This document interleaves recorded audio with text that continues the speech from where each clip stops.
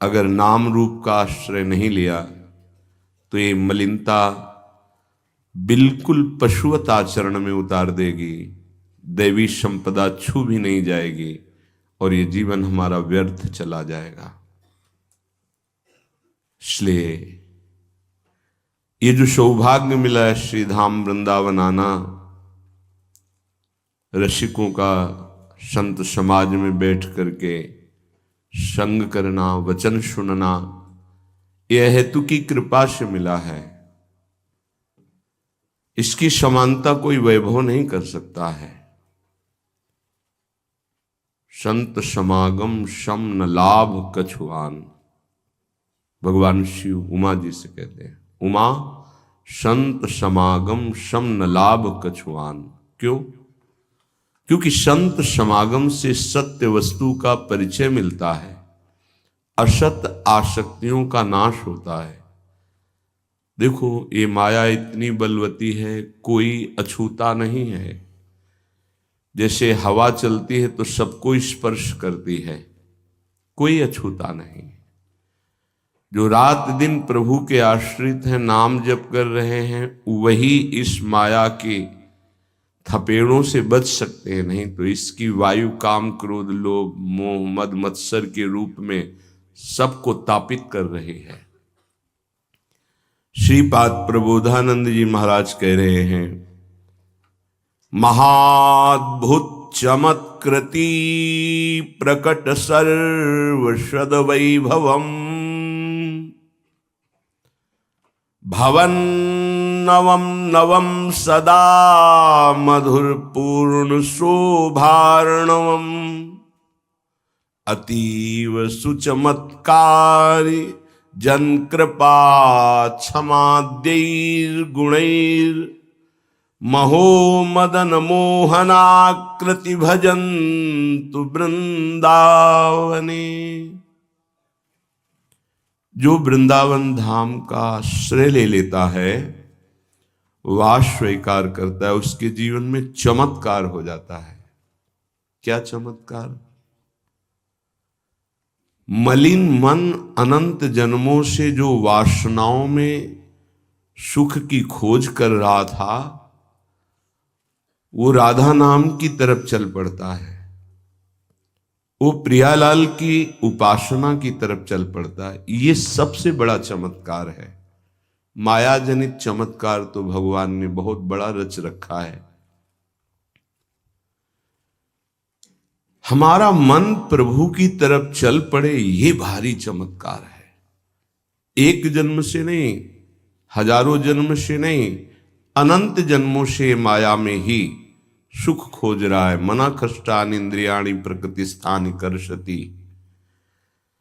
अब इस प्रकृति स्थान से हटने की तैयारी कर लिया, राधा नाम जप कर रहा है, प्रिया प्रीतम की भक्ति कर रहा है, ये चमत्कार हो गया। महाअद्भुत चमत्कृति। फिर देहाभिमान बहुत सुदृढ़ हो गया है। जब जब हमारा जन्म होता है, जिस शरीर में हम उसी में आसक्त हो जाते हैं और ये भाव होता है मैं। अद्भुत चमत्कार ये प्रकट होता है। धाम की रज का सेवन करना, रसिकों का संग करना, नाम जप करना, तो देह भाव खत्म हो जाता है और भगवत भाव जागृत हो जाता है। भगवत भाव में, उपासना में दास्य भाव सरस, वैसे तो शांत भाव भी लिया गया है पर वो सम है।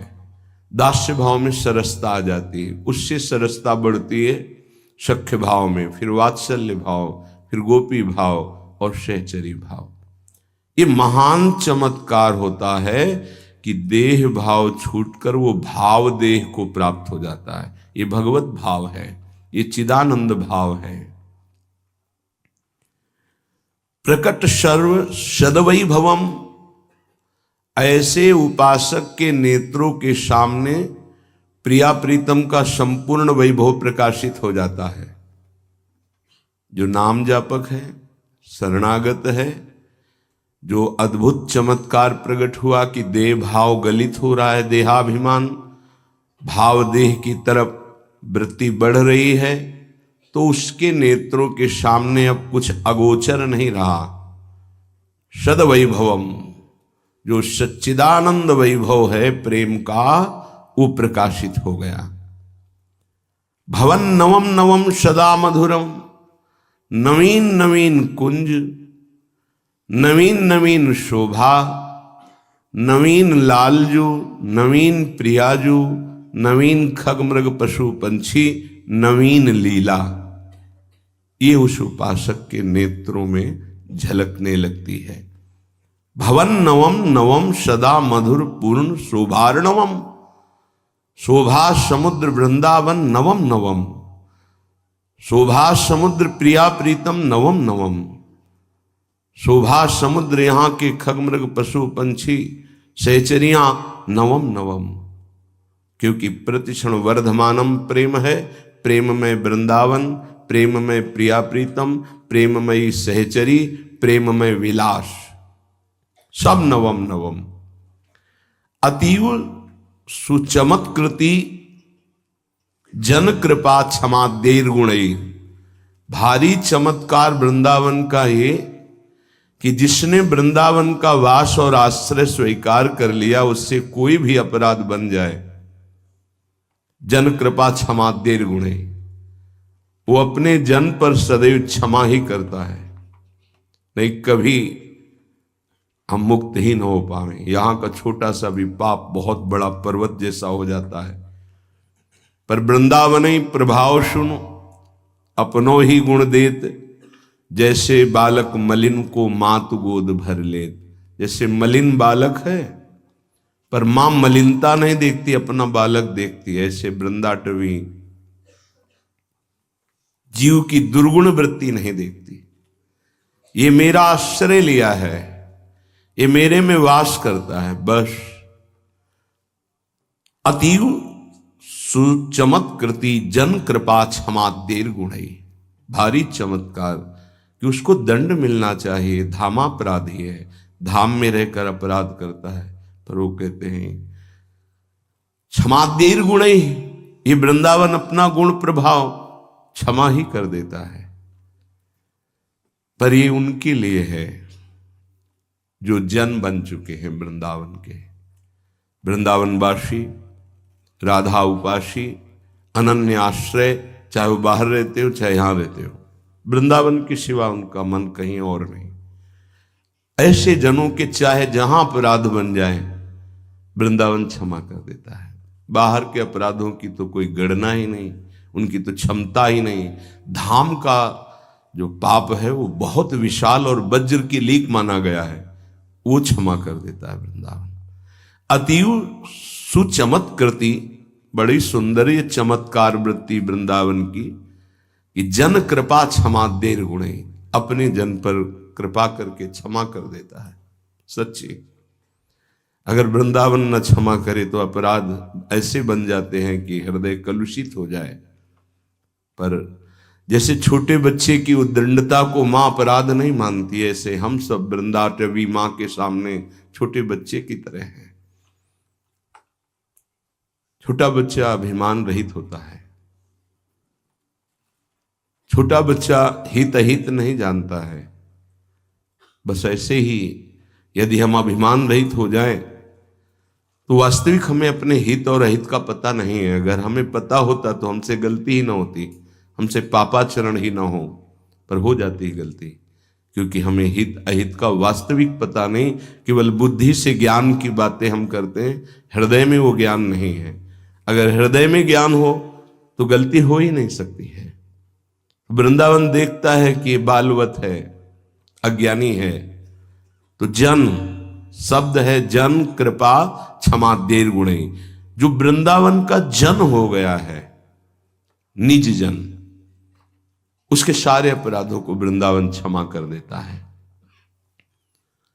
तो जैसे बाहर से कोई तीर्थ भाव से यहां आया है, वो जन नहीं है। इसीलिए बाहर से आने वालों से प्रार्थना करते हैं कि आप सावधान रहिए। अगर आपसे थोड़ा भी कोई अपराध बनेगा तो आप लेके चले जाएंगे वो, और वो क्रमशः बढ़ता रहेगा। इसलिए भले आप एक दिन के लिए आवे, लेकिन व्रत उपवास करें, थोड़ा सा प्राण पोषण के लिए जल फल आदि के द्वारा 1-2 दिन उपवास करें, परिक्रमा करें, नाम जप करें, कीर्तन करें, साधु सेवा करें, धाम सेवा करें, सोहनी लगावें, रज में लौटे और चले जाएं यहां से।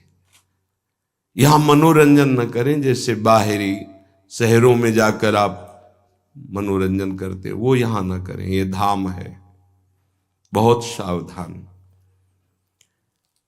महो मदन मोहनाकृति भजंत वृंदावने, ये महामोहन आकृति सी श्यामा श्याम का मैं वृंदावन में वास करके भजन कर रहा हूं। श्रीपाद कह रहे हैं। इसका भाव क्या है?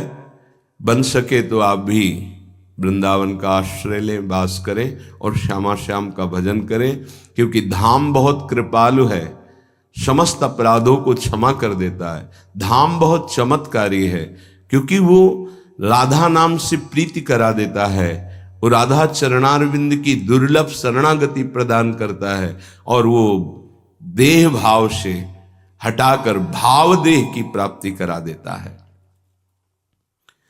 आनंद रस कंदली परम कंद वृंदाटवी, करुद्र कृत वर्णनातिग विचित्र शोभा निधिम, नवीन तड़िदम्बुद द्युति महोदयैक स्थितिम, प्रवीण मतयो हरे भजन वर्त्मसु ध्यायत। हे बुद्धिमान जन, मेरी बात को पकड़ लो। बहुत से साधन हैं भगवत प्राप्ति के, पर बहुत कठिन है। साधनों में बहुत दिन टिके रहना बहुत कठिन बात है। उपासक बहुत धैर्यवान, एक पद्धति से बहुत समय तक टिके रहना, ये बड़े शूरवीर साधक का लक्षण है। कायर विषयी एक जैसा नहीं टिक सकता। धैर्य पूर्वक एक दिनचर्या, एक रहनी, बहुत काल तक परिपक्व अवस्था हो जाती है। करे हरिजन अर्थात भगवान के भक्तजन अन्य पथों का त्याग करके प्रेम पथ का, रस समुद्र का आश्रय लेते हैं। प्रेम पथ, रस समुद्र का मूल ये वृंदावन धाम है। आनंद रस कंदली परम कंद वृंदाटवीम, बड़ी महिमा है, अक्षरशा सत्य है। वृंदाटवी का आश्रय लेते हैं। प्रेम पथ का तभी प्रकाश होता है। यहां ब्रह्मा शिव शनकादि आदि याचना करते हैं यहां की रज की, प्रिया प्रीतम की चरण सेवा की। बड़ा अनिर्वचनीय वृंदावन है, क्योंकि यहां विचित्र शोभानिधि स्वरूप एक तड़ित कांति, बिजली की आभा, और एक मेघ कांति, श्याम वर्ण लालजू, ये दोनों अनादिकाल से अनंत काल तक यहां विहार करते हैं, कर रहे हैं, करते रहेंगे। प्रिया प्रीतम, ये बड़ा अनिर्वचनीय प्रभावशाली वृंदावन है। बस इसमें सावधानी, आगे के श्लोक में कह रहे हैं, बहुत जोर की बात है। कर्णाभ्यार्णास्पर्शिनः स्त्रीति वर्णा, दप्युत्तस्ताः संगमात्राद्विहस्ताः, न्यस्तात्मानः श्रीलवृंदावने ये का, स्तान राधा पादगान स्तुवीत। ये काम भोग शब्द क्रिया की तो बात जाने दो, मेरे कान में भी ये शब्द न पड़ने पावे। ये बात ध्यान दीजिए। कर्णाभ्यरणा स्पर्शिण स्त्रीति वर्णा दप्युस्त्रस्ता संग मात्राद्विहस्ता। संग करना ये तो दूर की बात रही, श्रीधाम वृंदावन में प्रिया प्रीतम की उपासना में मुझे जो लगाया गया है, जिनका मैं भजन कर रहा हूं, एक तड़ित वर्ण वाले पीता अरुण अक्षयमनंत तनिलता भाम, बिजली की अनंत कांति, एक श्याम मेघ, इनकी उपासना, तो सावधान ये रहे कि कर्णाभ्यरणा स्पर्शिनः, मेरे कान में शब्द भी काम भोग का न पड़े। क्रिया और संग मात्राद्विहस्ता, संग आदि अन्य चेष्टाएं ये तो दूर की बात रही, मेरे कान में भी काम शब्द न पड़े, क्योंकि सुनने मात्र से ही ये भय उपस्थित कर देता है। पानी घाट की तरफ वृंदावन में अभी कुछ ही दिन की बात है, वो स्मार्ट मोबाइल के कारण उन्होंने अपने शरीर को पूरा कर दिया। साधक थे, उन्होंने सुसाइड नोट में लिखा कि मैं अपने शरीर को इसलिए नष्ट कर रहा हूं क्योंकि इस मोबाइल से मैंने गंदी बातें देखी और वो मेरे मन को बहुत मथित कर रही हैं। मैं जीने की आशा छोड़ चुका हूं, किसी का इसमें कोई दोष नहीं, और अपने शरीर को पूरा किया। हम तो आंतरिक उस वृत्ति को प्रणाम करते हैं जो इस ग्लानि से युक्त हुई, लेकिन उस अज्ञान को नकारते हैं कि ऐसा नहीं होना चाहिए। हमसे गलती हो जाती है, लेकिन हमारा गलती का सुधार का अवसर है, हमारा शरीर का त्यागने का अधिकार नहीं है। क्योंकि आत्महनन गति बहुत दुर्गति होती है। ये कोई निर्णायक फैसला थोड़ी हो गया कि इससे हम मोक्ष पदवी प्राप्त कर लेंगे, परम पद नहीं। बड़ी से भी बड़ी गलती हो गई, हम क्षमा चाहते हैं प्रभु से, समाज से, अपने से भी, और हम आगे बढ़ें, अपने को भी क्षमा करें। गलती हो गई, इस तरह का कोई कदम उठा लेना विवेक नहीं कहलाता। इसलिए महापुरुषों ने जो कहा उसको समझो। कर्णाभ्यरणा स्पर्शिनः स्त्रीति वर्णा दप्युतृष्टा संग मात्राद्विहस्ता। एक काम भोग की वार्ता हमारे कान में भी स्पर्श नहीं करनी चाहिए।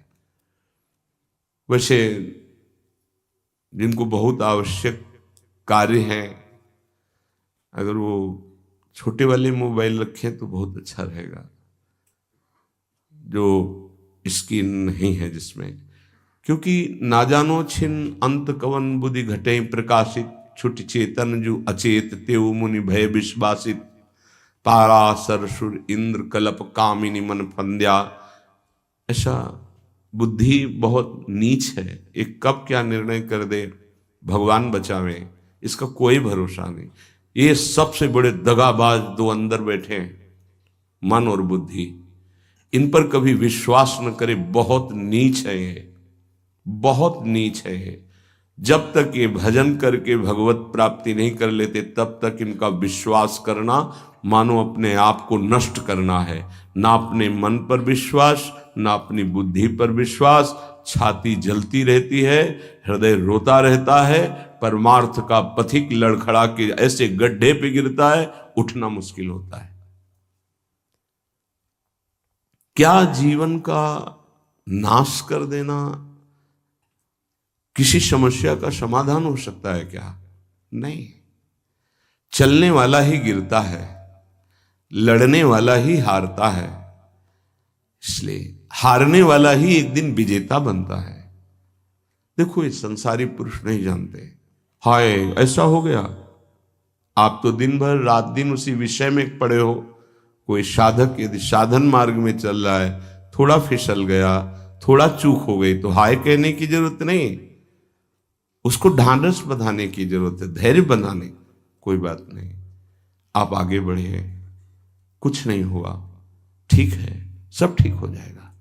ये यात्रा है, बहुत भूल भुलैया की यात्रा है, बहुत फिसलन है माया की, इसलिए एक दूसरे को सहयोग करके निकलना है।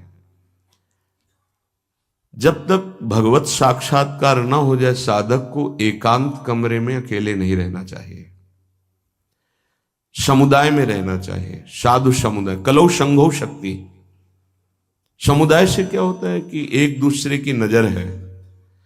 अच्छा, हमारे अंदर कोई गलती हुई तो हम एक दूसरे साधक से निवेदन कर सकते हैं, वो हमको समझा सकता है।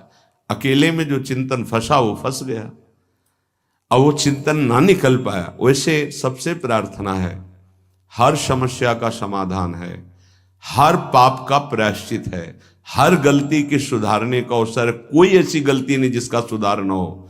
कभी किसी से ऐसी गलती हो जाए तो आप अंदर जलिएगा मत, गुरुजनों से शेयर कीजिएगा। जो अपने गुरुजन हैं उनके सामने बात रखिएगा कि मेरे से गलती हो गई। अब अपने मन को खाली कर दीजिएगा। आपसे सही कहते हैं, हमारे प्रभु इतने करुणा में क्षमा करते हैं। अगर वो क्षमा न करे तो भगवत प्राप्ति किसी को ना हो। आप लोग नहीं समझते हैं, किसी की भी जीवनी जो है वो शुक्ल पक्ष की लिखी जाती है। इसीलिए बड़े बड़े महापुरुष जब प्रभु के सामने विनय करते हैं तो मोशम कौन कुटिल खल कामी, जिन मुको तन दियो ताको न भजन कियो, ऐसो नोन हरामी। सूरदास जी महाराज, गोस्वामी तुलसीदास जी, जो मैं अपने अवगुण कहूं, बाढ़ई कथा पार नहीं लाऊं। ए भाई, अंदर की बात है, रो रो के इस मार्ग में विजय प्राप्त की जाती है। सबके हृदय को कोई ऐसा नहीं है, सबके लख बिरले पाए।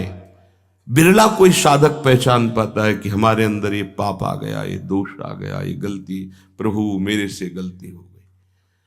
सच्ची कहते हैं, अगर भगवान क्षमा ना करें तो कोई एक कदम भी परमार्थ पे नहीं चल सकता। निराश होने की जरूरत नहीं। ये नहीं देखना कि वो बहुत आगे बढ़ चुके हैं। तुमसे सच्ची कहते हैं, हृदय की बात कहते हैं। जिसे तुम बहुत आगे बढ़ा हुआ जानते हो, भगवत कृपा से केवल है, केवल भगवत। वो भगवत कृपा आपके ऊपर नहीं हो सकती क्या? क्या आप महान नहीं बन सकते हैं क्या? महान के अंश हैं, महान के पुत्र हैं, आप भी महान बन सकते हैं। गलती हो गई, त्रुटि हो गई, उसके लिए रास्ता है, प्रायश्चित है, दंड विधान है, क्षमा विधान है। लेकिन शरीर को पूरा कर देना ये कोई विवेक नहीं रहा। कभी किसी उपासक से, किसी के भी मन में कुछ भी ऐसा चल रहा हो कि वो तुम्हें जला रहा है, तुम निकल नहीं पा रहे हो, श्री जी से कहो, गुरुजनों से कहो, निकल जाओगे। अगर विवेक काम करे तो ध्यान ही मत दो उसकी तरफ, निकल जाओगे। ऐसा नहीं कि उसमें डूब जाओ, उसी चिंतन में डूब जाओ। इसीलिए हम कहते हैं, एक एकांत कमरे में रहकर साधना करता है, एक रोज सत्संग करता है, बड़ा अंतर होगा, बड़ा अंतर होगा। सत्संगी कलावान हो जाएगा। क्या युक्ति आ जाएगी बचने की, उसकी किस विकार से, किस भावना से कैसे बचा जाता है। और वो बहुत जरूरी है भजन में। अगर भजन में युक्ति नहीं तो मुक्ति होना बहुत कठिन है। इसलिए साधु संग किया जाता है कि उनके अनुभव, उनकी युक्तियां हमको विचारों से बचा सके। हमारे अंदर विचारों का जाल फेंका जाता है, जो मन बुद्धि है वो विचारों के जाल में हमको फंसाती है। हमें बचना है। थोड़ी सी चूक हमारे पूरे जीवन को नष्ट कर देती है। थोड़ा सा मनोरंजन हमारे जीवन को असमर्थ बना देता है। इसलिए समस्त साधकों से, उपासिकाओं से, सबसे, वो गृहस्थ हो या विरक्त हो, सबसे प्रार्थना है, एक बार हिम्मत करके निकल चलो। एक बार। हरि गुरु ऐसे कृपालु हैं कि आप जैसी आकांक्षा करोगे, जो इच्छा करी हो मन माही, हरि प्रसाद कछ दुर्लभ नाही। पर हम इच्छा त्यागने के लिए ही भगवत मार्ग का वर्ण किए हैं। इच्छाओं का शमन करके, दमन करके हम भगवत प्राप्ति करें। ये इच्छाएं कितनी भी पूर्ण की जाए कभी पूर्ण नहीं होती। ये दुष्ट मन कभी चैन से नहीं रहने देता। ये हर समय संकल्प विकल्प बनाते हुए सब प्राणियों को अधीन किए हुए है। बड़े भाग्यशाली हैं जो इसकी चाल को पहचान गए और गुरु प्रताप से प्राप्त नाम मंत्र के बल से इसकी चाल को नष्ट कर दिया। श्रीपाद कितनी सावधानी की बात कह रहे हैं। कर्णाभ्यरणा स्पर्शिनः, मेरे कान में भी ये शब्द नहीं पड़े। हे प्रियालाल, ऐसी कृपा करो कि मेरे कान में भी काम भोग की बातें ना पड़े। और जो मोबाइल में देखेंगे फिर कैसे चल पाएंगे। इसीलिए बहुत विचारणीय विषय है। सावधान, हम हृदय से पीड़ित होकर के कह रहे हैं कि आपके पास यदि वो स्मार्ट मोबाइल है और आपकी क्षमता ऐसी नहीं कि आप अपने मन को रोक सके, तो कृपया आप मोबाइल को चेंज कर लें, बदल लें। आपको आवश्यक है छोटा वाला रख लें, बड़ा वाला पारिवारिक जनों को दे दें या हटा दें। क्योंकि आज हमारी बुद्धि शुद्ध है, कल हमारी बुद्धि कुछ देखना चाहेगी।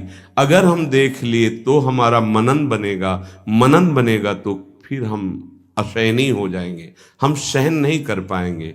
सहत सहत बाढ़े भगति गृह तन गुरु हितगार, सहन करने वाला भक्ति मार्ग में आगे बढ़ता है और टूट गया तो संसार में रह जाता है।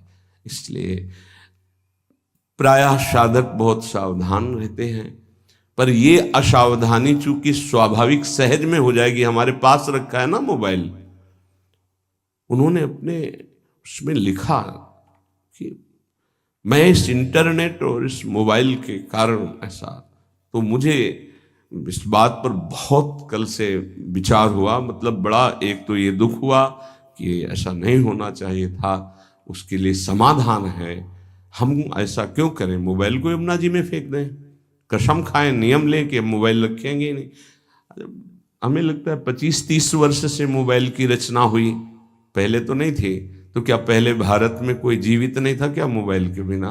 क्या कोई चल नहीं रहा था क्या मोबाइल के बिना? क्या कोई समस्याएं सबको घेर रही थी? हमें लगता है जब से ये बढ़ा तो समस्याएं बढ़ गई। क्या समस्या है? ना हम चैन से विश्राम कर सकते हैं, ना हम कहीं अपने हृदय को प्रभु की तरफ लगा सकते हैं। जहां एकांत हुआ उसी में लग गए, वो रील देख रहे हैं, गेम देख रहे हैं, सीरियल, अब तो पूरा सब उसी में संसार भरा हुआ है। बहुत सावधान। अपने नेत्रेंद्रीय, अपने श्रवणेंद्रीय, वाकेंद्रीय, तीन साधना पे बहुत जोर विघ्न डालती हैं या सहयोग करती हैं। नेत्रेंद्रीय देखना, श्रवणेंद्रीय सुनना और वाकेंद्रीय बोलना, इन तीन का बहुत बड़ा योगदान है। श्रवण, कथन, दर्शन, ये अगर सही है तो साधना बढ़ जाएगी और दूषित है तो साधना नष्ट हो जाएगी। स्वाभाविक आप समझना, अगर हमारे पास विषय सामग्री है तो हम लाख कोशिश करें, मन को नहीं रोक सकते, वो विषय सामग्री में गिर ही जाएगा। नहीं नहीं नहीं नहीं और गए, पक्का समझ लीजिए। मोबाइल में पूरे विश्व का विषय भरा हुआ है। अगर आप उसका सदुपयोग करें तो सत्संग भी है बड़े बड़े महापुरुषों के, लेकिन सदुपयोग करने की लालसा कम, दुरुपयोग करने की लालसा ज्यादा हमारे अंदर भरी हुई है। तो हमसे ऐसी चूक ना हो। अगर ऐसी चूक हो भी जाए तो आप निराश मत होना, प्रार्थना है आपसे, कुछ नहीं बिगड़ेगा। अगर अंतिम बन गया तो सब बन गया। आपको निराश नहीं होना है, आपको किसी महापुरुष से तत्काल निवेदन करना है, अपनी बात रखनी है, आनंदित हो जाओगे, कुछ नहीं बिगड़ा। अरे घोर वैश्यागामी, घोर पापाचारी को भगवत प्राप्ति हो सकती है, तो ये ऐसी कोई बात दिमाग में न लावे। भगवान के वचन है, अपिचेत सुदुराचारो भजते माम अनन्य भाग साधुरिव समंतव्या सम्यक व्यवसिता। ऐसा सुदुराचारी माने सांगोपांग दुराचार करने वाला। हे शरीर को नष्ट कर देना ये कोई विवेक नहीं है, कोरी मूर्खता है, बहुत दुर्लभ मानव देह मिला है। अगर हमसे गलती हो जाती है तो हमारे प्रभु बहुत करुणामय है, वो क्षमा कर देंगे। लेकिन ये गलती, ये तो हमारे लिए क्षमा की कोई स्थान ही नहीं रह गया, कोई प्रार्थना ही नहीं रह गई। बिल्कुल कभी कोई निराश ना हो, किसी भी विषय में फंसा हो, किसी भी दोष में फंसा हो, किसी भी नाना प्रकार के प्रापंचिक प्रवृत्तियों में फंसा हो, घबराना नहीं, निराश मत होना। एक मार्ग है, अभी अवसर है, आप भगवत प्राप्ति कर सकते हैं, बिल्कुल प्रसन्न हो जाना। अगर आपको ऐसा कहीं आसपास कोई संत महात्मा, तो उनके समीप जाना, जो सुलझे हुए हों उनसे अपनी बात कहना, वो आपको संभाल लेंगे। या ऐसा ना हो तो प्रभु के श्री विग्रह के सामने रोना, वो संभाल लेंगे पक्का। निस्तात्मानः स्त्रील वृंदावने ये का स्थान राधा पाद गान स्तुवीत। मैंने तो आत्मसमर्पण वृंदावन को कर दिया है, श्रीपाद कह रहे हैं। अब तो मेरे कान में राधा यश पड़े, जबान राधा यश गाए, नेत्र राधा रूप देखने के लिए व्याकुल रहे, पर करणाभ्यरणा स्पर्शिणः, मेरे कान में कभी काम वासना की बात भी नहीं पहुंचनी चाहिए। हे प्रिया प्रीतम, ऐसी कृपा करो। तप्युस्त्रस्ताः संगमात्रादिहस्ताः, मेरे हृदय में कभी कामी पुरुषों का संग का राग न जागे, नहीं तो ये अति व्याकुल कर देगा, त्रस्ताः, बड़ा त्रास देगा। बस मेरा हृदय प्रिया प्रीतम को समर्पित हो जाए, कानों से उनकी चर्चा सुने, जिह्वा से नाम जप करें। सत्संग जरूर होना चाहिए। अगर आपको कहीं सत्संग नहीं मिल रहा है तो आप स्वयं सत्संग करें। श्रीमद् भागवत पढ़ना, सत्संग करना, वाणी जी पढ़ना, सत्संग करना, कोई महापुरुषों के पास बैठ गए, बहुत जरूरी है। बिना संतों के चरणों की धूल में बैठे ये समस्या का समाधान ही नहीं होता है। गुरुजनों का भय ही हमको आगे बढ़ाता है। अगर गुरुजनों का भय, भगवान का भय, शास्त्र का भय ना हो तो मन को वश में करना बहुत कठिन है। इसीलिए हम निषेध करते हैं कि आप अपनी स्वतंत्रता को परतंत्रता में बदलिए। आप अपनी स्वतंत्रता गुरु जी को दे दीजिए और परतंत्रता स्वीकार के लिए तो माया की परतंत्रता आप जीत जाएंगे, माया की परतंत्रता से आप छूट जाएंगे। विश्वास कीजिए। श्री भगवान कह रहे हैं अर्जुन जी से कि ये काम अज्ञानियों का नहीं, ज्ञानियों का नित्य बैरी है। ज्ञानियों का बड़ा भगवान ने अद्भुत शब्द कहा। ये जो ज्ञान में, शास्त्र ज्ञान में, साधना के ज्ञान में तत्पर हैं, उनके हृदय में भी ये कामेश क्रोधेश रजोगुण समुद्भवः महासनो महापापमा विद्धेनमि वैरिणम, ये राग से उत्पन्न होता है। रजोगुण राग, स्त्री शरीर में राग, पुरुष शरीर में राग, जनेन्द्री के सुख में राग, काम उत्पन्न होता है। ये पाप का कारण, सिर्फ पाप, एक ही शब्द है। ये काम जब राग से उत्पन्न होता है तो ये केवल पाप ही कराएगा। भगवान महासनो महापापमा, ये महापापी काम पापात्मा है, ये उसे पापात्मा बना देता है जिसके हृदय पर अपना अधिकार करे। महासनो कभी तृप्त होने वाला नहीं है। अगर इसकी पूर्ति न हो तो विद्धेनमि वैरिणम, ये क्रोध रूप धारण कर लेता है, दुश्मन की तरह बर्ताव हो जाता है। देखो कितना बड़ा दुश्मन, साधना छूटी, जीवन छूटा, अब क्या परिणाम ठाकुर जी जाने। ये महान दुश्मन कामेश क्रोधेश रजोगुण समुद्भवा, इसकी व्याख्या पीछे हो चुकी है। उपासक की पहली दशा में जैसे अग्नि के ऊपर धुआं छा जाए, ऐसे जब काम जागृत होता है तो उसको पता है कि गलत है, नहीं करना चाहिए, पर वो धुआं जैसे फूंक लगे तो अग्नि प्रज्वलित हो जाए, ऐसे अगर पहली अवस्था में विवेक काम कर गया तो बचा ले जाएगा अपने को। दूसरी अवस्था आती है, शीशे पे जैसे मल का लेप हो जाए तो अपना प्रतिबिंब नहीं दिखाई देता, ऐसे उसको ये समझ में ही नहीं आता कि मुझे ये नहीं करना चाहिए। बार बार राग कहेगा इसमें सुख है, सुख है। अगर वो कोशिश करे तो हट सकता है, तीसरे में नहीं। तीसरा है जैसे जेर से ढका हुआ गर्भ, निर्णय करने की शक्ति ही खत्म हो जाती है। आवृतम ज्ञानमेतेनो ज्ञानिनो नित्य वैरिणा काम रूपेण कौन्ते दुष्पूरेणा नलेन च। हे कुंती नंदन, ये अग्नि के समान कभी तृप्त ना होने वाला काम ये ज्ञानियों का नित्य दुश्मन है, ये नित्य बैरी है। ये ज्ञान को ढक करके नष्ट कर देता है पक्का। कभी हंसी मजाक, खेल कूद, मनोरंजन विपरीत आकर्षण वालों से ना करें, प्रार्थना है। हंसी हंसी में, खेल खेल में ऐसी गलती हो जाती है कि फिर मन जलता रहता है, फिर मन अधीन हो जाता है। जो हमको चिंतन करके भगवदानंद में डूबना था वो विषयानंद का चिंतन हो जाता है। कह रहे आवृतम ज्ञान में तेन, ये ज्ञान को ढक लेता है। ज्ञानिनो नित्य वैरिणा, ये ज्ञानियों का भी नित्य वैरी है। ये दुष्पूरेणा, ये कभी पूरित नहीं होता, चाहे जितना इसको भोग देते रहो।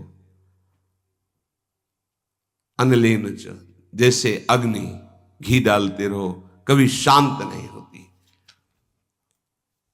अब पता चल गया कि बैरी कौन है, बोले काम तो रहता कहां है। अगर किसी को दुश्मन का पता चल जाए, ठिकाना रहने का, तो आक्रमण किया जा सकता है। तो दुश्मन पता चला, ज्ञानियों का नित्य बैरी काम। काम की पूर्ति में बाधा लगी तो क्रोध, काम की पूर्ति हो गई तो लोभ, तृष्णा, और भोगूं और भोगूं, बार बार भोगूं। मुखिया है आवागमन का, जन्म मरण का मुखिया है काम। ये रहता कहां है, अगर पता चल जाए तो आक्रमण करने में समर्थ हो सकता है साधक। कहां रहता है, भगवान इसका निवास स्थान बताते हैं कि ये काम रहता कहां है। इंद्रियाणि मनोबुद्धि रस्याधिष्ठान मुच्यते एतैर्विमोहयत्येषो ज्ञानमावृत्य देहिनम। इंद्रियां, मन, बुद्धि, ये ऑफिसें हैं इसकी, यहां बैठता है। इंद्रियाणि मनोबुद्धि रस्याधिष्ठान मुच्यते, इसकी ऑफिस है, काम की ऑफिस। इंद्रियां, मन, बुद्धि, ये काम इंद्रियां, मन, बुद्धि के द्वारा ज्ञान को ढक देता है और गलती हो जाती है। इतनी जल्दी बुद्धि को कवर करता है काम, विचार करने की सामर्थ्य नहीं रह जाती उपासक में। विषयी पुरुषों की तो यहां चर्चा नहीं, वो तो गिरे हुए हैं, गिरा हुआ क्या गिरेगा, साधक की बात हो रही। इतनी जल्दी आक्रमण करता है कि जल्दी बोलने में देर लगी, उसको कवर करने में देर नहीं लगती।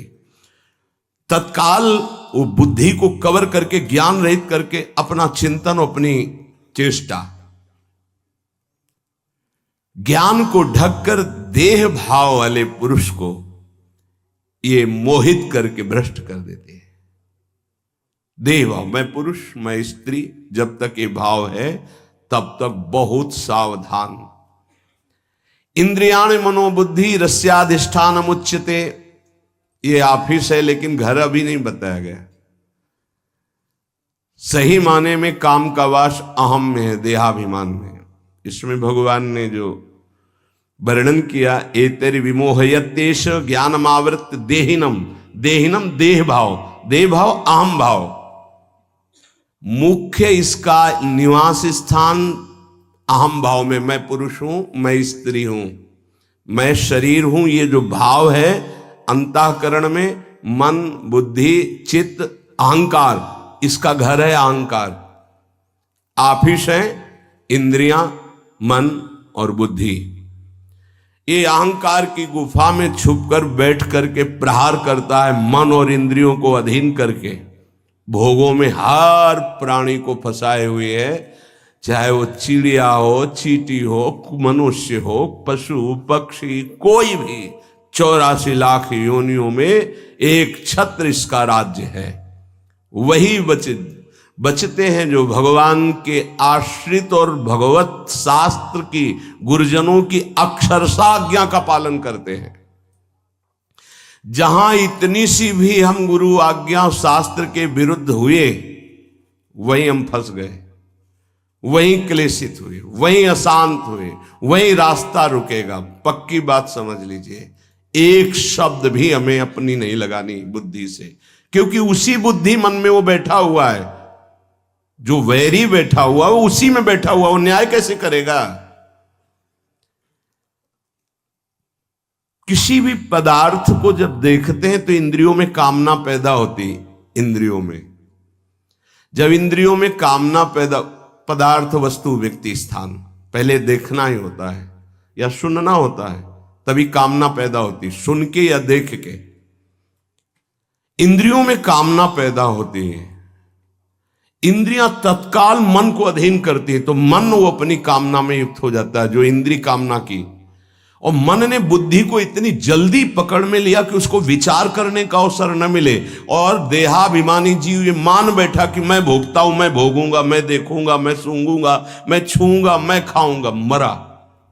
यह है, बार बार हमको मारा जा रहा है, बार बार हमको परास्त किया जा रहा है, और हम खुशी होते हैं कि हम भोगता हैं, बहुत भोग रहे हैं। पदार्थों में, विषयों में, इंद्रियों में, मन में, बुद्धि में काम की ऑफिस माने गए, लेकिन इसके रहने का स्थान अहम है, अहंकार, अहम। ये दिखता है इन स्थानों पे, पर छुप के रहता है अहंकार में, अंतःकरण धर्म में जो अहंकार है, बुद्धि, मन, चित्त, अहंकार, उस अहंकार में रहता है। समस्त क्रियाएं शरीर, इंद्रियां, मन और बुद्धि से होती हैं। ये चारों कर्म करने के साधन हैं।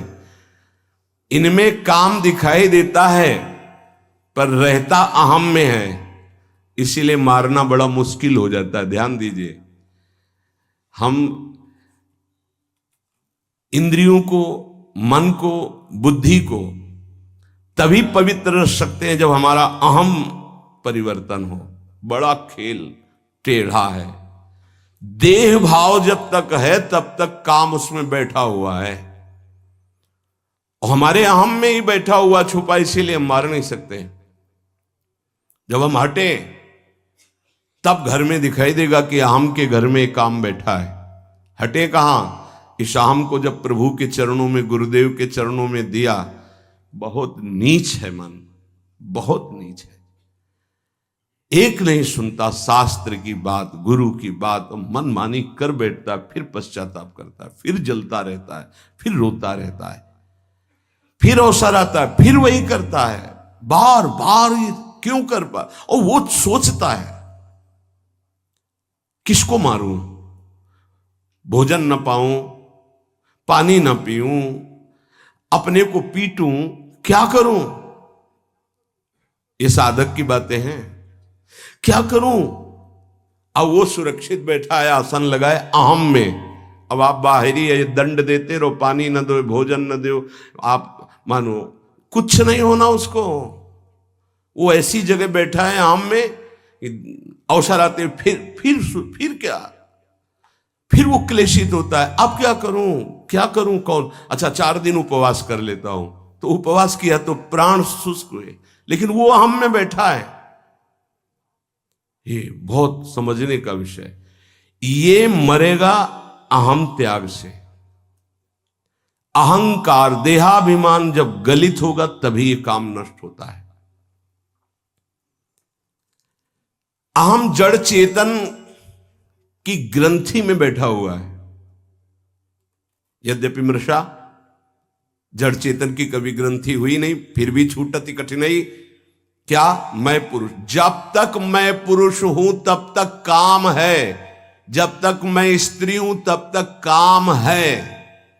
जब ये अहम प्रभु के चरणों में समर्पित हो जाता है या धर्म में समर्पित हो जाता है, तभी वहां से काम हटता है। काम शून्य अहम ब्रह्म स्वरूप है। जो मैं वो ब्रह्म स्वरूप है, और काम युक्त अहम देहाभिमान यही दुर्गति का कारण है। ये केवल मैंपन में बैठा हुआ है। मैं अमुक हूं, अमुक वर्ण का, अमुक आश्रम का, अमुक अमुक, इसी पे काम बैठा हुआ है। इसी कामना से ना चाहते हुए भी पाप होते हैं। अर्जुन ने पूछा था, अर्जुन जी ने, कि प्रभु ना चाहते हुए भी ये पाप कौन करवा देता है? नहीं चाहते हमसे कोई गंदा काम हो, पर वो काम बैठा है अहम में। जहां संग बना तहां दोष उपस्थित हो गया। जान ही नहीं पाया कि दुश्मन हमारे अंदर बैठा है, और ये दुश्मन की प्रेरणा वो मित्र मान लेता है कि सुख भोग होगा, बस वहीं भ्रष्ट हो जाता है। पाप अगर है तो भुगत कर नष्ट हो जाता है, लेकिन ये काम नहीं। काम भोग करके नष्ट नहीं होता और बढ़ जाता है और छुपा रहता है अहम में। काम बंधन में वैकम नान्यदस्तीह बंधनम, काम बंधन मुक्तो ही ब्रह्म भूयाय कल्पते। जगत में बंधन है तो एकमात्र काम का बंधन है। अगर कोई सृष्टि में परेशान है तो एक बात से परेशान है, काम। देख लो, रुपया पैसा खान पान सब इसी की पूर्ति के लिए है। काम, कामना, वासना, बंधन एकमात्र से काम का, दूसरा कोई बंधन नहीं है। काम बंधन में वैकम नान्यदस्तीह बंधनम, काम बंधन मुक्तो ही ब्रह्म भूयाय कल्पते। जैसा अभी वर्णन किया कि जहां देह भाव में जो काम बैठा है हटा, तो जो मैं है वो शुद्ध ब्रह्म है। ब्रह्म भूयाय कल्प, तत्काल वो अपने ब्रह्म स्वरूप को प्राप्त हो गया। इसीलिए कहा गया है कि जाहि न चाही कबहु कछु, तुम सन सहज सने बसौ निरंतर तासुर सुराउर निजगे। बस एक प्रार्थना है, अगर मान लोगे तो निकल जाओगे। अगर आप विपरीत शरीर का संग नहीं करोगे, विपरीत दर्शन और संभाषण नहीं करोगे, तो स्फुरणा होगी, खत्म हो जाएगी, आपको कोई परेशान नहीं कर पाएगा, निकल जाओगे आप। अगर विपरीत आकर्षण का आप संग करेंगे, दर्शन करेंगे, संभाषण करेंगे, तो चाहे जितने प्रवीण विद्वान ज्ञानी संयमी हो, आपको पतित होना पड़ेगा। शब्द लिख लीजिए, यह शास्त्र सम्मत अनुभूत बात है। हम भूख को सह सकते हैं, लेकिन हमारे पास भोजन रखा हो, अगर ब्रह्म प्राप्त हो गया है तब तो कोई बात नहीं। अगर देह भाव है फिर भूख को नहीं सह सकते। आप बैठे हो, आपके सामने भोजन रखा, नहीं नहीं नहीं नहीं, कितनी बार कहेंगे नहीं नहीं? एक बार टूट पड़ेंगे और सब पा जाएंगे। बस ऐसे ही सारे भोग हैं। संसर्ग दोष से बच गया उपासक तो जीत गया। कभी भी कहीं भी किसी से भी प्रार्थना है, चाहे यंत्र से हो, चाहे शरीर से हो, या चाहे किसी ग्रंथ पंथ किसी से भी हो, हमें बहुत सावधान रहना है, संसर्ग नहीं होने देना। कुछ ऐसे पुस्तिकाएं हैं जिनको पढ़कर आप भ्रष्ट हो जाएंगे। कुछ ऐसे दृश्य हैं, कुछ ऐसे व्यक्ति हैं, कुछ ऐसे संसर्ग हैं, बहुत सावधान। काम बंधन में वैकम, साधक का एक ही भारी दुश्मन है, इसी से सब परास्त हो जाएंगे। भगवान ने कहा है, ज्ञानिनो नित्य वैरिणा, ये काम। यहां काम बंधन में वैकम, पूरे जीवन यही अपने अधीन किए रहता सबको, पूरे जीवन भर, चाहे वो शरीर वृद्ध हो जाए, वो अधीन किए रहता है। नान्यदस्ति ही बंधनम, कोई और दूसरा बंधन नहीं है। काम बंधन मुक्तो ही तो ब्रह्म भूयाय कल्पते, वही ब्रह्म बोध हो जाता है जो मैं काम रहित हो जाता है, मैं जिसका काम रहित। एतरि विमोह यतेश ज्ञानम आवृत्य देहिनम, ये काम प्रमाद स्थिति में ज्यादा बढ़ता है। प्रमाद जो आपकी दिनचर्या है, नहीं जाना हमें वाणी पाठ में, नहीं जाना हमको कीर्तन में, ये जो प्रमाद है कि ना करने योग्य क्रिया को करना और करने वाले में ना करने की भावना, इससे आप बचिए। आप अपनी दिनचर्या को बिल्कुल ब्रह्म मानिए, आप जीत जाएंगे, पक्का जीत जाएंगे। आपकी दिनचर्या टाइम टू टाइम कई वर्ष लगातार चले, फिर आप देखना रंग आ जाएगा आप में। जब हमसे कोई गलती की बातें हैं अंदर, अरे यार चलना तो इधर ही है, पूरा जीवन हमको जलना है इधर है, क्यों हम आज कुछ छू लिया, देख लिया, सूंघ लिया, चख लिया, भोग लिया, तो कल क्या होगा? आखिरकार जलना तो पूरे जीवन है ना, तो हम थोड़ा और जल लेते हैं, फिर शांति के मार्ग में आगे बढ़ जाते हैं। विचार के द्वारा नहीं चाहिए। अच्छा, जिनके पास है सब भोग रहे हैं, वो मरना तो है ही ना, भोग छूटेंगे तो है ही ना। मरने के बाद क्या है? क्या कमाया आपने? हाथ खाली, वही अशुभ और शुभ कर्म, न भजन न सच्चिदानंद से प्रीति। एतरि विमोह यतेश ज्ञानम आवृत्य देहिनम, हमारे अंदर रहता है कि जो मैं चाहूं भोग मिल जाए तो शायद मुझे शांति मिल जाए।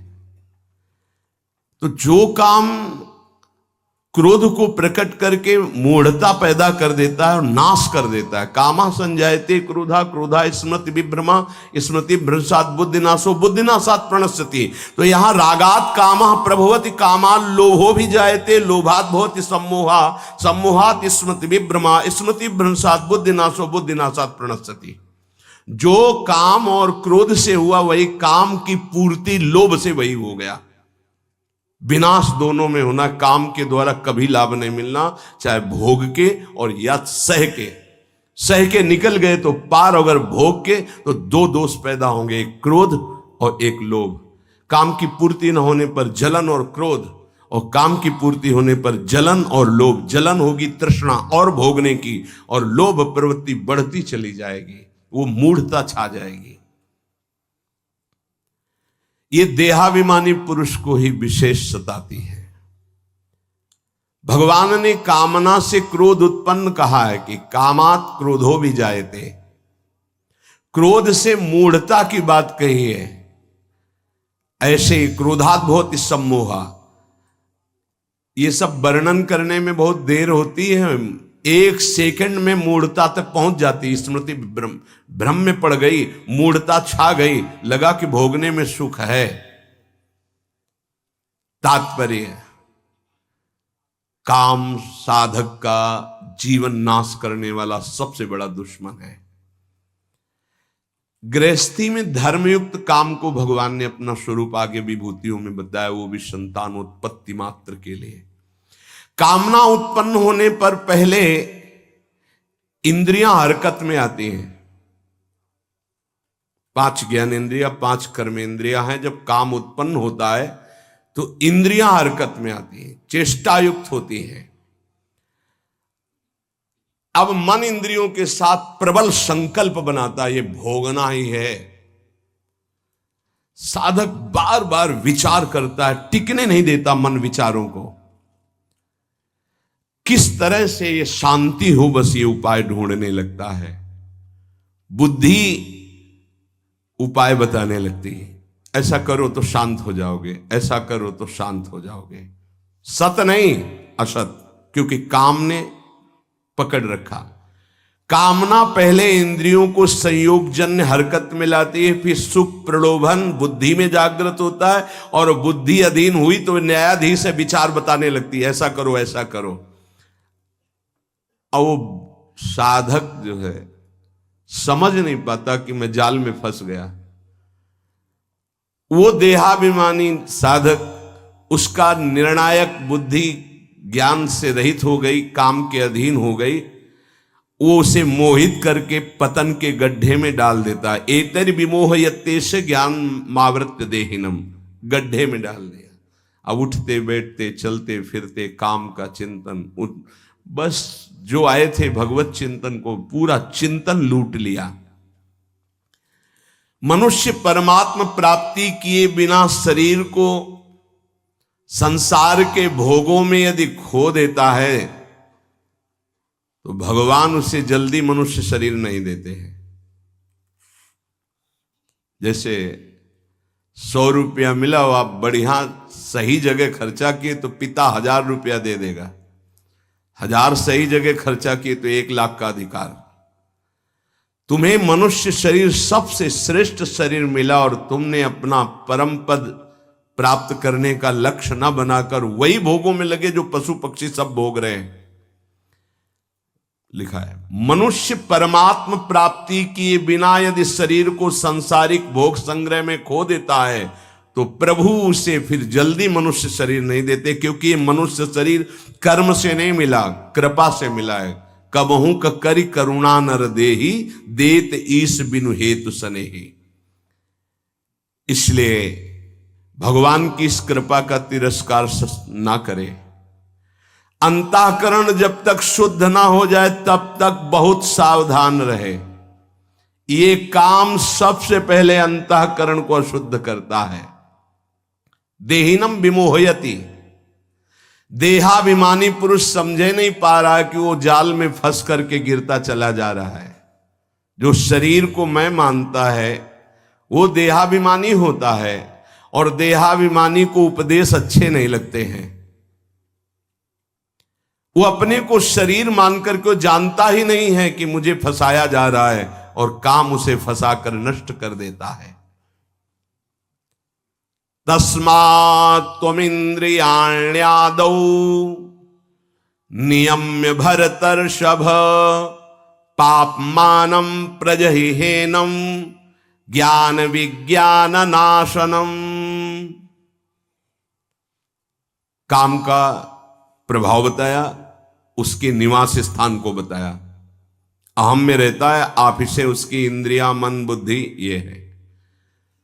भगवान कह रहे हैं तस्मात् त्वमिन्द्रियाण्यादौ नियम्य भरतर्षभ। इसलिए भरतवंशियों में श्रेष्ठ अर्जुन, तुम सबसे पहले इन इंद्रियों को वश में करो। काछ वाच मन निश्चल राखे, धनी धनी जननी तेरी रे। नरसिंह मेहता जी के इंद्रियों को वश में करो। नेत्र सबसे खतरनाक, इनको बहुत सावधान रखो। बहुत बहुत ये चंचलता, नेत्रों की चंचलता। भगवत चर्चा हो रही तो हो सकता है शब्द ना सुन पाओ, लेकिन विषय चर्चा हो रही है तो आप 10-5 हाथ दूर हो गए तो भी श्रवणेंद्री पकड़ लेगी क्या बातें हो रही। निंदा स्तुति विषय चर्चा, इंद्रियों को शासन में रखो, इंद्रियों को वश में करो, क्योंकि ये ज्ञान विज्ञान का नाश करने वाले महापापी काम इन्हीं के वशीभूत होकर तुम्हें नष्ट करते। मार डाल इस पापी को। भगवान कहे पाप मानम प्रजहिहेनम ज्ञान विज्ञान नाशनम, मार इस काम को नष्ट कर। तस्मात् त्वमिन्द्रियाण्यादौ नियम्य भरतर्षभ। ये महाभारत सबको लड़नी पड़ेगी, ये महाभारत है, सबको लड़नी पड़ेगी।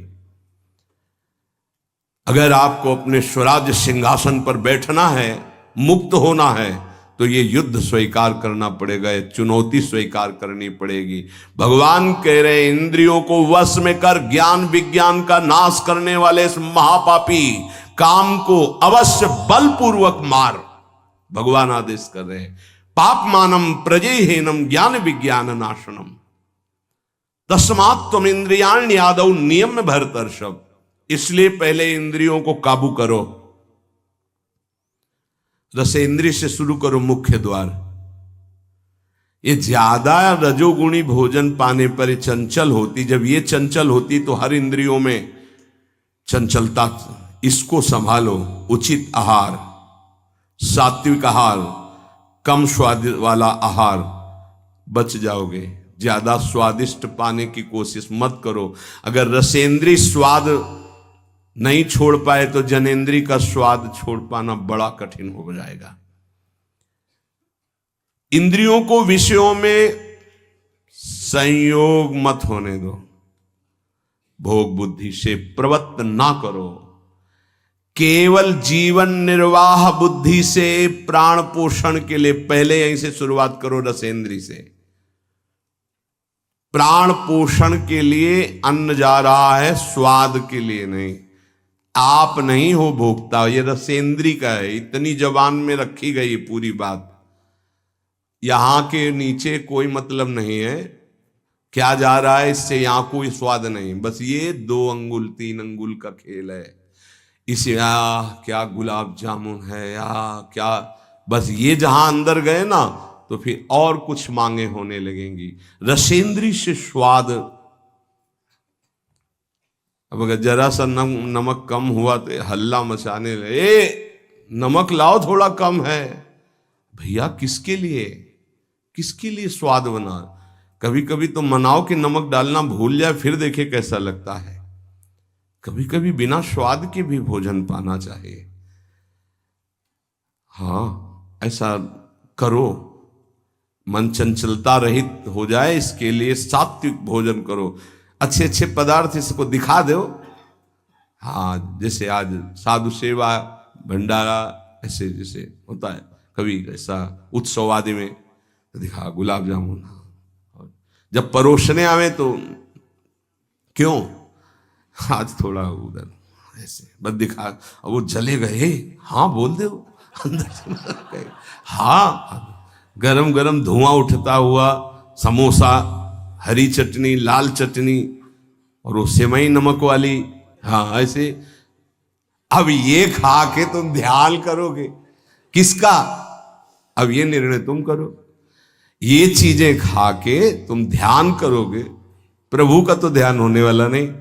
सात्विक भोजन पाने से हमारे अंदर भजन की वृत्ति बढ़ती है, और रजोगुणी तमोगुणी भोजन पाने से भोग वासना बढ़ती है, निद्रा प्रमाद स्थिति आती है। बिल्कुल सच्ची बात समझो, ये 3 गुणों से हर सामग्री बनी हुई। इसीलिए संतों ने निर्णय किया आप ये पा सकते हैं, ये पा सकते हैं, ये पा सकते हैं। खूब अनुभूति विषय, इसलिए मना किया गया आप ये नहीं पाएंगे। क्यों नहीं, भगवान ने तो सब कुछ बनाया है पाने के लिए, तो पाने के लिए भी बनाया है, तो फिर और व्यवस्था भी भगवान ने बनाई है। रौ रौ नरक, अंधतामिस्त नरक, ये भी भगवान ने बनाए हैं, तो इनका भी स्वाद आप लीजिए। सावधान, शतोगुणी भोजन संयम पूर्वक पाइए, नाम जप करते हुए, और इतना कि बस लगे कि हाँ थोड़ा वजन लगने लगे कि हाँ हो गया, बंद कर दो, शाम के फिर पा लेना। कोई तुम्हें तो ये है नहीं कि पता नहीं मिले कि ना मिले, कै दिन मिले कै दिन ना मिले।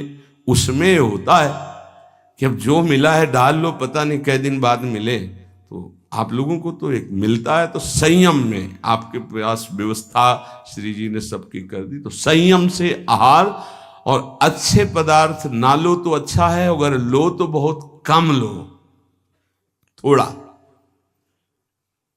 खीर हटाओ और सब कुछ अब पीने दो, तो वो मन, खीर में नुकसान नहीं है, गुलाब जामुन में नुकसान नहीं, वो जो मन को बढ़ावा मिला रसेंद्री के द्वारा, अब वो इतने में तृप्त नहीं रहेगा, वो और इंद्री को लेकर के भ्रमण करवाएगा हमको।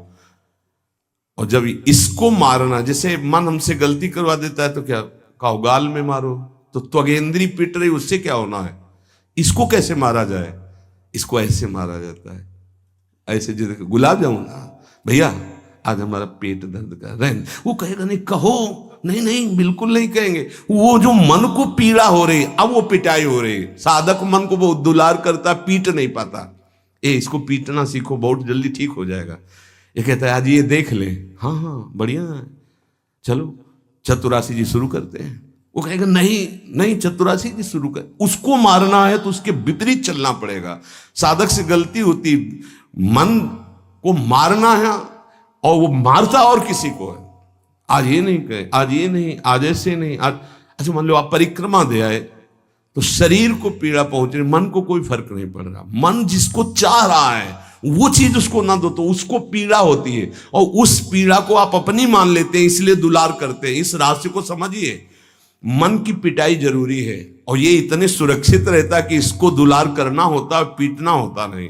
इसकी पिटाई है कि ये जब जो मांगे आज ऐसे तो दिखा दिया कि हाँ देखो ये है, मिलेगा नहीं तुम्हें पाने को, और वो जलन पैदा करेगा। 5 मिनट का चांस है, 1-2 बार केवल आएगा ये कि गुलाब जामुन गुलाब जामुन, फिर बाद में तो मिलना। और रोज कौन मिलता है? हाँ नहीं, कोई बात नहीं है, धैर्य रखिए। और अगर वहां सब कुछ बना हुआ साथ में केवल खिचड़ी, तो खिचड़ी परोसा लीजिए, और वो जलेगा, आप देख लेना वो जलेगा। ऐसा क्यों कर रहे हो? इसलिए कर रहे हैं कि हमें श्री जी चाहिए। बदमाश, तुझे हम जो दे फिर इसके बाद हमसे और मांग करेगा। संतों ने इसको ऐसे बस में किया है। बहुत कठिन, बहुत कठिन है। अगर सामने से मिठाई प्रिय है और वो निकल जाए, आप परोसाओ ना, तो आप देख लो कामा संजायते क्रोधा, भौं चढ़ जाएगी अपने आप से। कितनी बड़ी चूक हो रही है। परम पद फीका लगेगा, गुलाब जामुन मीठा लगेगा। ये बहुत बेईमान है। आप इस बात से समझ मतलब सावधान रहें कि इसकी चाल में ना फंसे, इसकी पिटाई जरूर करनी है। मन कहां से पीटा जाता है? इसकी मांग को ना कर दो, बस इसकी पिटाई शुरू हो गई। ये कह रहा है ये चाहिए, उसके विपरीत नहीं।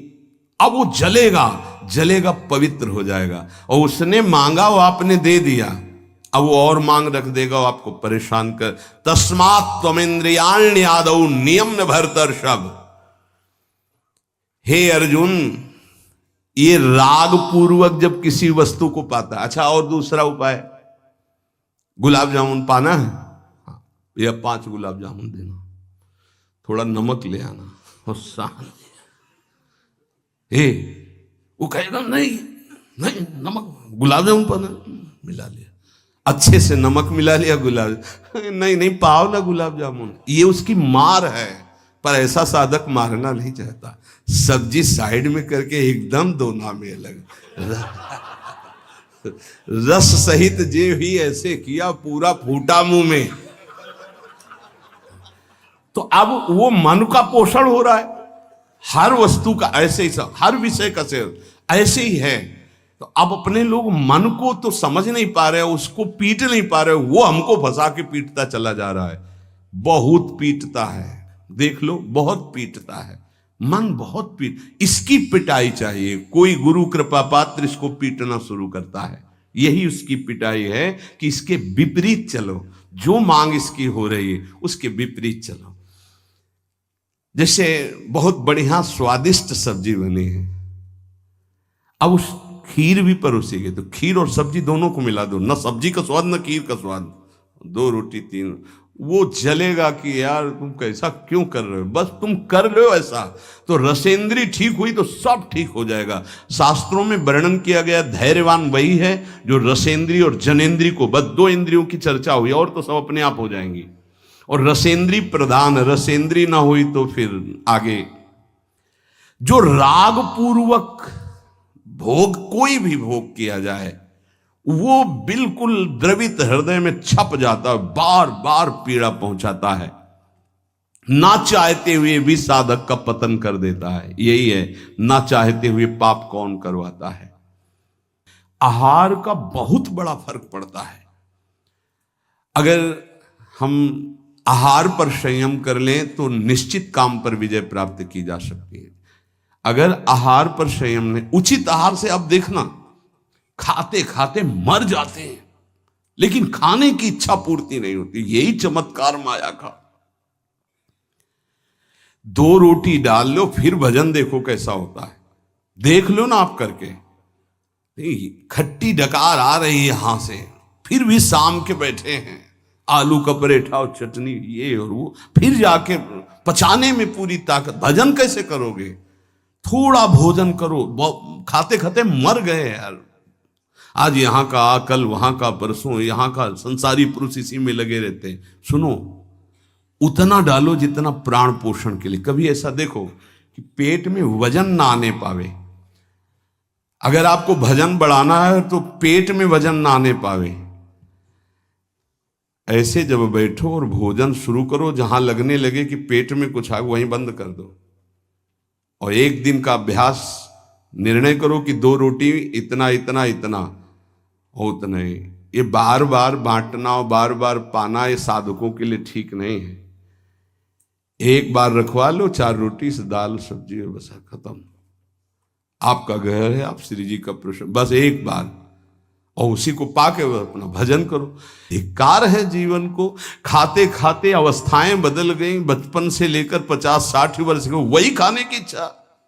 कभी तो थोड़ा मन वही फंसाए है, मृत्यु आ जाएगी फिर भी खाने से तृप्ति नहीं होगी। एक बार इस रसेंद्री को काबू में किया जाए। भोजन पर सावधान, थोड़ा अल्पाहार, इतना जिससे हमारे प्राणों का पोषण हो जाए, सब ठीक हो जाएगा। आप देख लेना, अल्पाहार। अगर भोजन सुधार नहीं होगा तो फिर भजन में सुधार नहीं होगा। भोजन, बहुत प्राण शक्ति प्रबल है आपकी, ऐसे नहीं निकल जाएगी। बहुत प्राण शक्ति बलवान होती है। वायु, अन्न, जल उचित चला गया तो खूब साधना बनेगी। इसलिए कोई भी वस्तु राग पूर्वक सेवन न की जाए। ये ज्ञान मार्ग, भक्ति मार्ग, जो मार्ग के उपासक, उनको इस बात पर विशेष ध्यान रखना, चाहे गृहस्थ हो चाहे विरक्त हो। शास्त्र के अनुसार कर्तव्य कर्म होने चाहिए और राग रहित आहार विहार होना चाहिए। पूज्य श्री पंडित गया प्रसाद जी के शिष्य मास्टर बाबा, उनके पास जितने साधक रहते थे तो उनकी सब्जी में नमक नहीं, खीर में चीनी नहीं, ऐसे ही उल्टा सीधा बनता था। तो जानते हो कैसे साधक रहते थे? 2-4, जब दंडोती परिक्रमा लगा रहे थे तब वहां गए थे 2-4 साधक। जब शाम के मिला ना तो वहां कुछ पकड़ में नहीं था कि रोटी से सब्जी पाओ तो कुछ पकड़ में आवे, या दूध और चावल मिला के रखा गया तो कुछ पकड़ में, कुछ पकड़, न मीठा न खट्टा न नमकीन न कुछ। भगवत धाम को प्राप्त हो चुके हैं, बहुत अच्छे महात्मा थे पूज्य श्री मास्टर बाबा जी। ये बड़े बड़े महापुरुष ऐसी चाल क्यों चलते हैं? क्योंकि वो अपनी इंद्रियों को काबू में रखना साधकों को सिखाते हैं। काम को मारने के लिए सबसे पहले इंद्रियों का नियमन करने को श्री भगवान कह रहे हैं। तस्मात् त्वम इंद्रियाण् यादव नियम में भरतर्षभ, इनको पहले कंट्रोल में करो। कान से भगवत वार्ता, अच्छी वार्ता सुनो। नेत्रों से अगर कहीं एक बार कोई ऐसा दृश्य उपस्थित हो जाए प्रकृति में तो प्रणाम करके दोबारा नेत्र मत पहुंचाओ। जहां आकर्षण हो वहां बार बार नेत्र मत पहुंचाओ। वाणी से कभी अश्लील संभाषण, गंदी बातें मत करो। खान पान संभालो, इंद्रियों को संभालो, ठीक हो जाएगा। जब तक साधक इंद्रियों को संभालता नहीं तब तक उसकी दृष्टि भगवान की तरफ न रहकर भोगों की तरफ होगी। आज ये बनेगा, अच्छा, और पहले ही से संकल्प मन बना लिए इस में तो ये ज्यादा नहीं। तो ऐसा है कि आप जो चाहो जितना ले सकते हो। हाँ, खुली छूट है। इंतजार हो रहा कब वो 11 बजे, कब 12 बजे। ये संकल्प विकल्प को मारना है। कभी कभी ऐसा कर लिया करो, ज्यादा मन तैयार हो गया ना कि आज तो उत्सव है, बहुत गोल कर दिया, आज उपवास करेंगे हम, तो सब मत करना, नहीं तो गड़बड़ हो जाएगा। अलग अलग उत्सव में 1-1, 2-2 आज नहीं पाएंगे, आज भूखे रह करके रहे। फिर आप देखो जो आपको मन जलन पहुंचाएगा वही मन को अधीन करने के बिना इसके अधीन नहीं होने वाला। ये भी बात समझ लीजिए, यहीं से अधीन किया जाता है। जैसे अपने लोग अब सावन भर केवल गंगा जल पी कर रहेंगे, जो भगवान शिव की उपासना गंगा किनारे सावन खूब आराम से 2-4-5 दिन शिथिलता होती है, इसके बाद वो शरीर उसी ढांचे में ढलने लगता है। और गंगा जी में सब सामर्थ्य विराजमान है। सही, कभी हम अपने शरीर को शक्तिहीन अनुभव नहीं किया। गंगा जल में इतना पावर विराजमान है, ऐसे पदार्थ विराजमान है, उस समय जब गंगा जल ही केवल है, बहुत सामर्थ्य उसमें। कभी ऐसा नहीं लगा, जब गंगा जल पीते थे तो लगता साक्षात माँ का दूध पी रहे हैं। एक विशाल अंदर से उत्साह प्रकट होता था। 2-4 दिन के बाद शिथिलता खत्म हो जाती है और वो शरीर पचाने लगता है। जो अन्न की मांग करता है वो धीरे धीरे शांत होने लगता है। मनुष्य की प्रवृत्ति इंद्रियों की मांग को पूरी करने में है। आज तो घर में नहीं, आज चलते हैं होटल में खाएंगे, यहाँ के नहीं, गाड़ी में बैठे आज छठी करा वाले होटल, ये क्या है? आज वहां ये है क्या? अरे बोले जिंदगी का यही तो लाभ है। तो भैया ये जिंदगी का लाभ नहीं है, ये जिंदगी के लाभ को नष्ट करने वाली हानि है। शतोगुणी सात्विक भोजन बना के भगवान को अर्पित करके प्राणों का पोषण करो। वहां जा करके कौन किस भाव से बना रहा है, कैसी अपवित्रता या पवित्रता है, बहुत सावधान।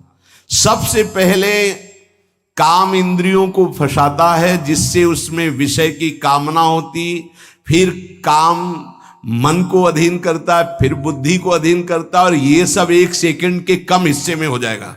एकदम फैल गया कि तुम्हें विचार करने का अवसर नहीं मिला। परंतु जो साधक इंद्रियों की कामनाओं में ही ब्रेक लगा दिया, भगवान कह रहे हैं, वो भावपूर्वक कर्तव्य का चिंतन करता है। नहीं, ऐसे साधक को शीघ्र भगवत प्राप्ति हो जाती है। ध्यान दीजिए।